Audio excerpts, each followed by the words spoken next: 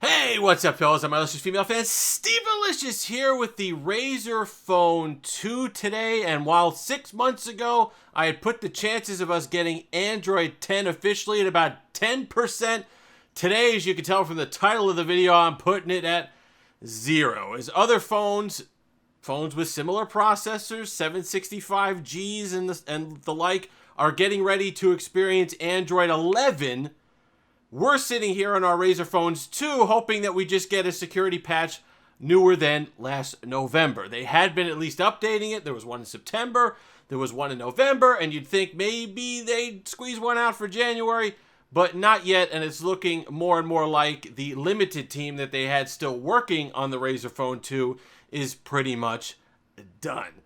This is the D brand case I got before it disappeared off their website. I think it looks quite nice with it, and today, really, what I want to do in this video is go over 3 reasons why the lack of support and the end of support for the Razer Phone 2 really bothers me at this time. The first one is the company itself.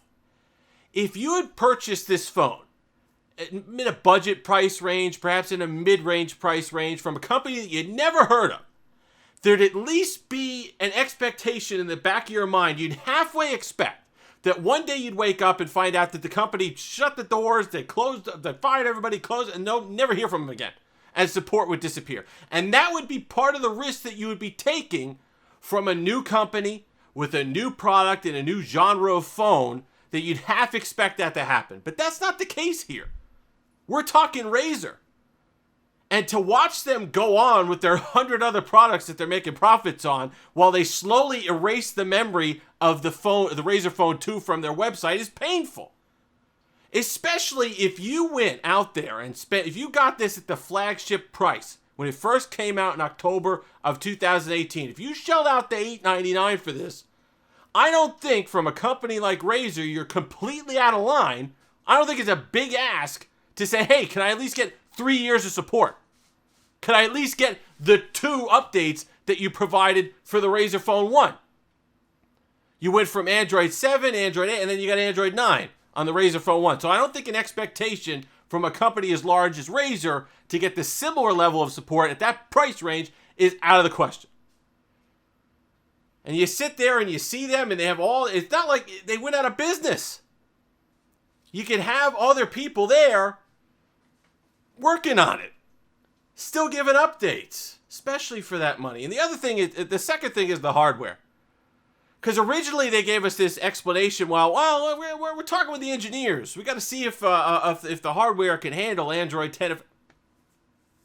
It's not like you were sitting there and shoehorning in Android 10 and the features and the functionality into a phone with 2 gigs of RAM running a Snapdragon 800. In which case you might say, okay, well, if they have to do a lot of work to get this thing optimized, that would be a different story. You don't.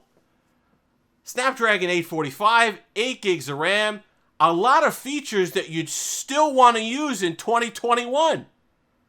If you got this, I know a lot of people, even on the last video from 6 months ago, still commenting, hey, I picked this one up, sub $200 for all these specs and the build quality and all that. I know some people had some issues with the build quality. I never did. I know people had issues with speakers, the camera's not working, all the rest of it. I never had those issues, so I can't really speak to that. But what I can tell you is that the spec sheet for this, with the wireless charging, the little LEDs on the back to provide some little unique feature to it, the glass, the fast charging, the 120 hertz display, which in my mind is still one of the better implementations of 120 hertz refresh rate. Until, now we'll see what happens now, because you still got the 1440p display on this running at the full 120.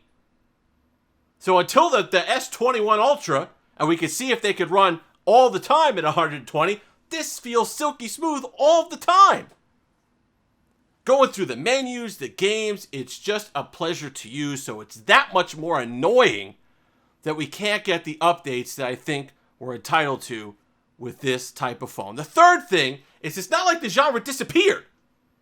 It's not like gaming phones just were wiped off the face of the planet and nobody's doing it with no success. You got the Republic of Gamers phone, you got the Asus phone, you got the Red Magic phones, you got the Black Shark phones, you got other people making gaming phones still today and having success with it. And you would have loved to have seen continued support. You would have loved to have seen a Razer Phone 3, what they would have been able to do, taking the stuff that they learned, because I think it was a fantastic jump between the Razer Phone 1 to the Razer Phone 2. They were absolutely heading in the right direction. Perhaps they would have learned maybe the price could come down a little bit. I think that Republic of Gamers phone's got it quite, right in the right range. You're looking $600-700. Maybe they could have done that. Gotten back in the game with some improvements. Would have been wonderful to see. So those are the reasons why it's especially disheartening that we're not going to be seeing updates anymore for the Razer Phone 2. And you watch their website, they had great cases that they made. They still sell this type of case, by the way, for iPhones and Samsungs and all the rest of it. But they took support and sales for their phone off their website.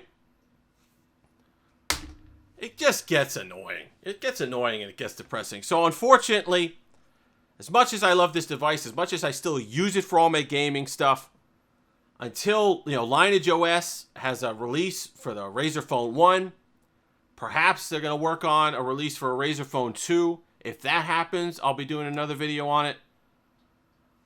I feel bad if you paid $900. I don't think 3 years of support for paying $900 for a flagship phone from a company like Razer is incredibly out of the question. If you got it as a budget device, you're still going to be able to use it. $200-300 if you spend on this. I still love the fact that I got this for $400 on clearance at Best Buy. It's a fantastic device, good hardware, even still today in 2021, perfectly usable. You just wish one more round of updates. Android 10 would have given us another 2 years with this.